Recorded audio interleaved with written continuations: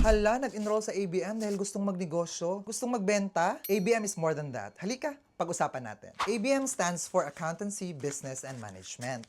Dito na pupunta ang mga estudyanteng mahilig sa entrepreneurship, marketing, business planning, o finance. Kung mahilig ka sa numbers, analysis, at mahaba-habang presentation, business presentation, this strand might be for you. Yung mga ilang subjects dito is business math, applied economics, accounting, na minsan akala mo ang foreign language kasi ang hirap daw intindihin. Principles of marketing, organization, and management, plus research subject, yes, meron pa rin research at work immersion na related to the business field. Pero bago ka ma-overwhelm, please remember that these electives or these subjects will not just prepare you for college but also will prepare you for real-life business scenarios. Sir, tanong, may math ba sa ABM? Of course, may math sa ABM, but ABM is more than just numbers. It's more than just owning a business or magbenta. It's about how people think, how businesses grow, analyze case studies, pitch business ideas, handle finances, and understand how money and markets move. Again, ang ABM ay hindi lamang doon para sa mga estudyanteng nagbabalak na magsimula ng negosyo. ABM is for people who wants to lead, build, and grow in the business world.